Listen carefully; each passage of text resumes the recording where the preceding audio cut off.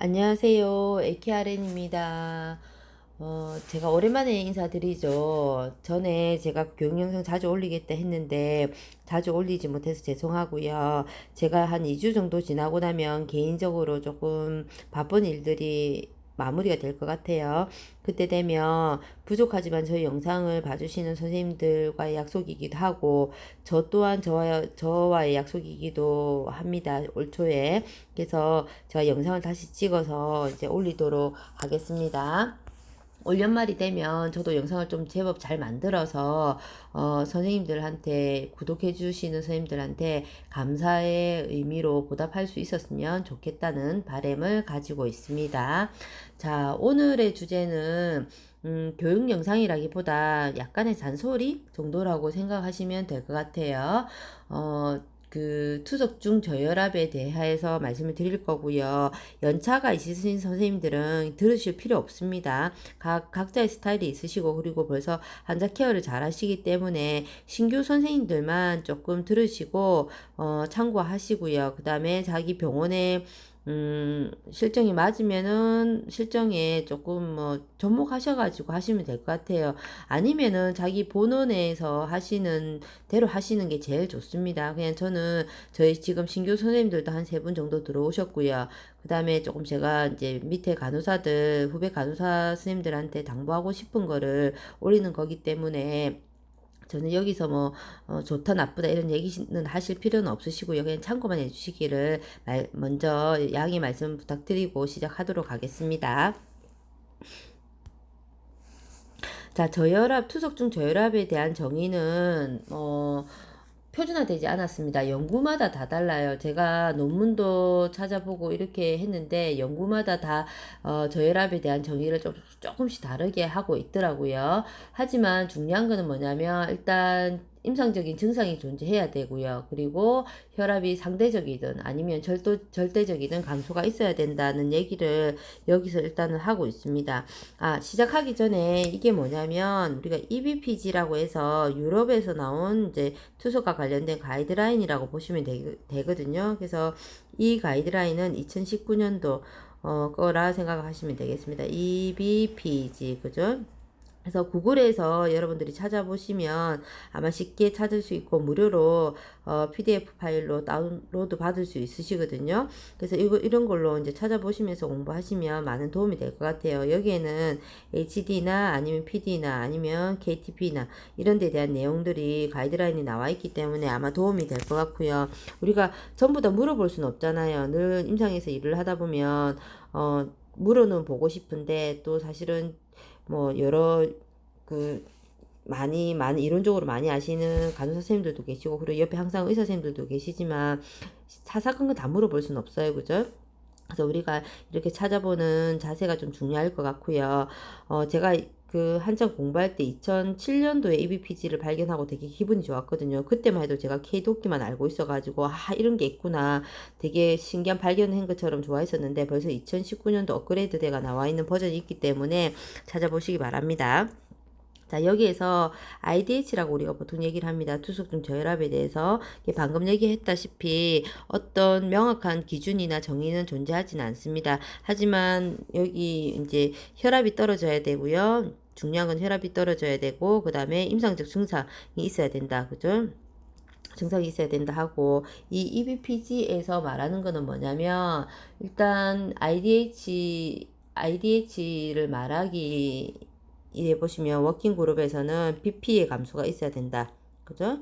BP의 감소가 있어야 되는데 거기는 클리니컬 심톰을 함께 우리가 생각을 해야 된다. 그죠? 이 클리니컬 심톰이라는 것은 너싱 인터벤션 우리가 BP가 떨어질 때 다리를 올린다든지 아니면 셀라인을 준다든지 그런 것들 있잖아요. 그런 것들을 같이 생각해서 IDH를 이제 정의할 수 있다 이렇게 얘기를 하고 있습니다. 그리고 밑에 보시면 K도끼 가이드라인에서는 그러면 어떻게 정의를 내리고 있느냐 보시면은 시스토리 BP 제가 낙서를 해서 조금 그렇긴 하지만 시스토리 BP가 20 이상 떨어졌거나 아니면은 평균 동맥압이 10 정도 감소했 걸 그죠? 여기에는 OR이라고 되어 있습니다. 15R이라고 되어 있고요. 거기에는 임상적 증상을 가지고 있어야 됩니다. 그죠? 그리고 이제 너싱 인터벤션, 그 간호중재가 필요하다 이렇게 얘기를 하고 있습니다. 즉 뭐냐면 결론적으로는 일단 BP가 떨어지고요. 그리고 간호중재가 들어갈 만한 개입할 만한 임상적 증상을 포함했을 때 우리가 저혈압이다, 투석중 저혈압이다 얘기를 할 수가 있습니다. 넘어갈게요. 한번 찾아보시고 각자 해보시면 좋을 것 같아요. 자, 마지막 화면인데, 제가 준비한 마지막 화면인데 아주 간단합니다. 이제 BP에 지금은 BP에 대해서 얘기를 하고 있잖아요. 그죠? 얘기를 하고 있는데, 한 사람 같은 경우는 처음 시작 혈압이, 자, 이 앞에 걸 먼저 볼게요. 처음 시작 혈압이 130에 60입니다. 그 다음에 140이네. 그죠? 그 다음에 130에 60, 그 다음 120. 시스토리만 적겠습니다. 그 다음에 110, 그 다음에 100 이렇게 떨어지고 있어요. 그래서 우리 간호사들이 보면 처음에 떨어졌을 때 레그 엘리베이션 재줬다 그죠? 그래서 다리를 트렌드 램프 포지션 재줬고요.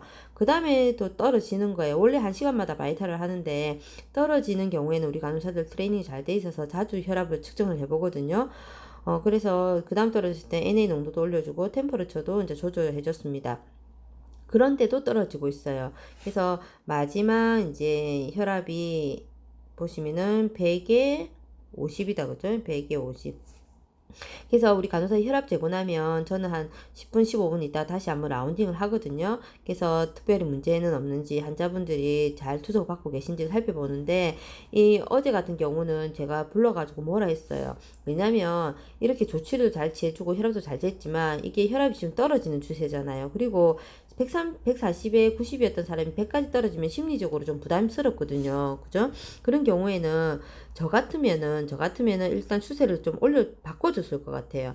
뭐 셀라인을 준다든지 아니면은 UF를 조금 꺼준다든지 UF를 조금 낮춰준다든지 그죠? 아니면 블러드 플로우도 다시 조금 그 위에 할 수 있는 것들이 있잖아요. 그죠? 블러드 플로우를 좀 낮춰준다든지 해서 조금 올려줄 수 있을 것 같은데 이대로 그냥 떨어진 추세를 그냥 계속적으로 옵저베이션만 하고 있는 거예요.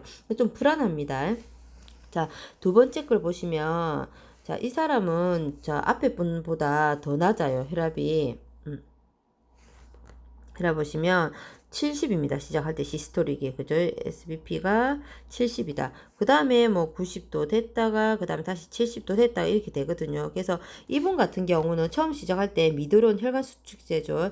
전에 드시고요. 또 마칠 때도 거의 한 이 정도 수준으로 해서 투석을 늘 유지하시기 때문에 마칠 때도 일단 드립니다. 그다음에 시작할 때 NA 농도도 올리고요. 템퍼러처도 한 35도 정도로 맞춰서 저희가 투석을 시작하고 있어요. 그래서 한 몇 년 저희 병원에서 투석을 하셨는데 거의 뭐 증상을 호소하진 않으세요. 이게 증상이 없기 때문에 제가 그냥 옵저베이션 1시간마다 바이탈을 재는데 이분 같은 경우는 대신 자주 바이탈을 잰다. 딱 한 번 그 혈압이 한 시스토릭이 한 70 이상이 항상 나오는데 그날따라 한 70에서 한 65 정도 체크되면서 멘탈이 약간 처지는 느낌 들더라고요. 그래서 되게 집중적으로 케어하면서 봤던 기억이 있습니다. 어쨌든 이렇게 혈압이 낮으시면 이분 같은 경우 심장도 좀 안 좋으세요. 당연히 좀 그런 게 있겠죠. 그래서 제가 집중적으로 그냥 모니터링 하면서 투석을 하는 케이스입니다. 그래서 제가 말씀드리고 싶은 게 뭐냐면 두 분 다 모니터링 잘해야 돼요. 잘해야 되지만 적극적으로 좀 중재가 들어가 있는 케이스는 이 케이스라고 저는 생각을 하거든요. 물론 사람마다 다를 수는 있겠지만 저는 이 케이스에 적극적으로 중재를 해서 일단 혈압이 떨어지는 혈압을 좀 막아주는 게 중요하더라. 이 말씀을 좀 드리고 싶어요. 왜냐면은 우리가 혈압이 떨어졌다고 해서 혈압을 딱 올리잖아요. 조금만 더 기다려보고 혈압을 올리면 혈압 올리는 건 별로 어렵지 않습니다. 뭐 70, 80이다 셀라인 좀 혈압 확 올라가거든요. 혈압이 올리는 건 어렵진 않지만 환자분 증상이 나타나면은 그 이후에 증상이 회복되는 건 상당히 시간이 많이 오래 걸리더라. 아마 이걸 보시는 선생님들도 경험을 많이 하셨을 거예요. 그래서 우리 간호사들은 그런 상황을 잘 알고 있기 때문에 환자분들이 4시간 동안 저혈압 특히 이제 자주 발생하는 부작용이 투석중 저혈압이잖아요. 그죠? 그와 관련해서 여러 가지 증상들이 발생하지 않도록 조치를 취해주는 게, 빠른 조치를 취해주는 게 간호사의 역할이라 생각을 하거든요. 어차피 투석을 받는 거는 환자분들이 일상생활을 잘하기 위해서 받는 거잖아요. 그죠? 그렇기 때문에 편안하게 투석을 받아서 그게 일상생활까지 연결이 될 수 있게끔 도와주는 게 우리 간호사들의 해야 될 역할이라 그까지가 간호사들의 역할이라 생각이 들거든요. 단순히 투석을 끝내주지 않고 그게 아니라, 그래서 우리 선생님들이 조금만 더 투석실에서 근무하는 선생님들은 조금만 더 세심하게 환자분들을 보살펴 봐야 된다, 이런 생각을 개인적으로 가지고 있습니다. 그래서 우리 선생님들, 특히 우리 병원에서 근무하고 있는 이제 신규 선생님들 몇 분 계시는데, 선생님들이 거기에 좀 유념해서 환자분들 케어를 해주셨으면 좋겠다, 이런 생각을 가지고요. 오늘 영상은 여기서 마무리하도록 하겠습니다. 남은 5월도 화이팅 하시기 바라면서요. 이상 AKRN이었습니다.